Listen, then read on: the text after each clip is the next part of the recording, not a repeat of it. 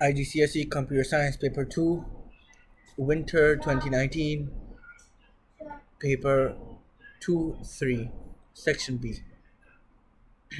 Describe the use of subroutine in a program. So a subroutine is like a part of a program and is used to perform so it's like a small part and can also be used in other programs as well, and to perform a frequently used operation within a program that can be called when needed. So, three types of loop structure used in pseudocode. What are they? For loop and while loop and repeat loop. For loop, while loop, and repeat loop. The following pseudocode algorithm uses nested if statements. So if statement inside if statements and inside if statements. So name the type of statement demonstrated by the use of if, then, else, and if.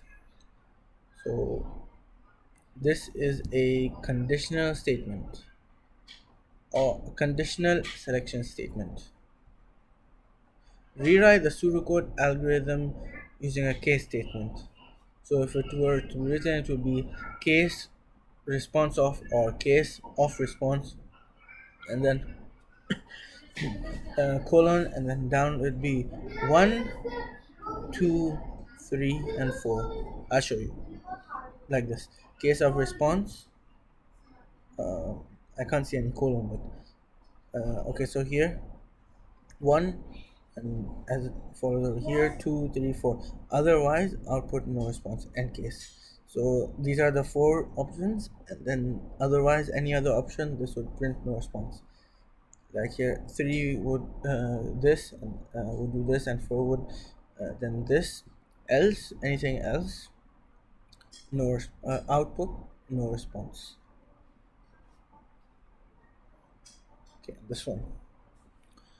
this algorithm has this div div. This means integer division. So 7 div 3 would be like how many twos are there. No, the remainder wouldn't be counted. Like 7, it has two. It has 3 whole twos, like 6, and then the remainder is 1. So that's what div means. And let's look at this. So first, uh, user inputs number. It's called user in, and what all this function is basically if found is firstly set as false, and if it finds uh, if the user's input is inside this array, then it will set found as true, and in the end it will stop the while loop because found is turned into true. Then it would output found, which would be true. So it starts with the middle. If my data middle 8, so 16 plus 0 divided by 2 is 8. So in my data 8 is here, 14. And if the user input equals to this, then found equals true. Else it would keep changing last, which is 16, and first, which is 0, to either check this way and this way. If it doesn't find it, then it becomes false. For example, if here it says input 10, so if 10 is not found, then last, which is 16, would minus 1, and that would do it again because it would still not work, and then it would be 14, which 14 div 2 would be 7. So it will go here. If my data 7 equals what, 7, no, and then it will keep going until it comes to 5. So My data middle would be 5, and yeah, so 10 would equal to 10. The while loop would so firstly this found would equal to true, and then the while loop would stop, and then output would be found. Output would be true. Let's see here.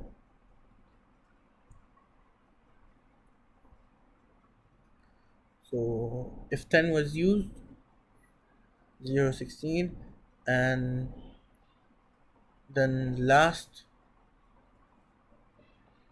so middle would be first of all 8, and last is 7, because if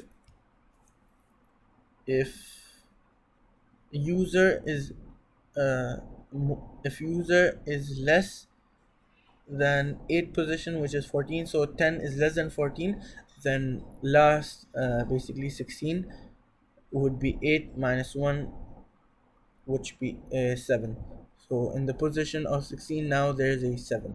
It would keep going until middle equals to 5, and then 5, 10 equals to user input 10 in this array.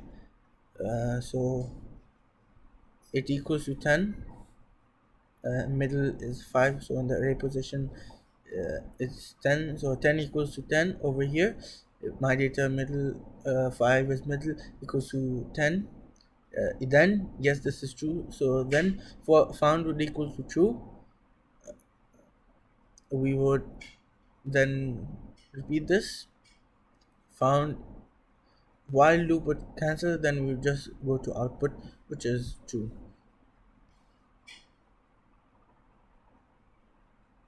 uh, yeah, so here this output would become true.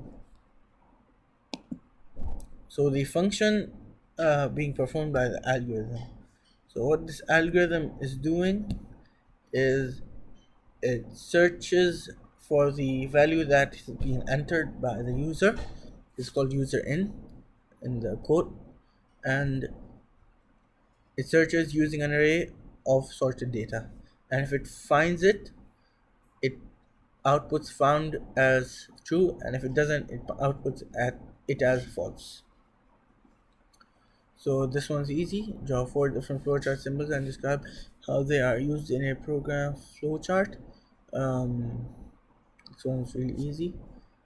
These are the symbols you just have to memorize. So this symbol and this and this and this and this is just circle. This one means start and end of the flowchart. It shows that the flowchart is started or ended, and this is a process. It shows calculations such as x um, x equals to x plus 1. So x equals to x plus 1. In this parallelogram, this shows input and output. Input x, or input num, and this is a decision. If an example of this decision is if I mean does x no, so like x is more than b with the sign of more, question mark, yes, then another arrow, and no another arrow. Like here there would be a yes arrow and a no arrow. X is more than b, question mark. For this question, a teacher has set up a table. It's called markbook, and the following data is recorded: first name, last name, their year 10 score, and their year 11 score. And there are 32 students. So number of fields, there are 4, and number of records, 32. So the data in markbook is stored under category headings: last name, first name, year 10 score, and year 11 score. State with a reason whether any of these headings would be suitable as a primary key. No, because mark can repeat, this mark can repeat, last names can repeat, and first names can repeat.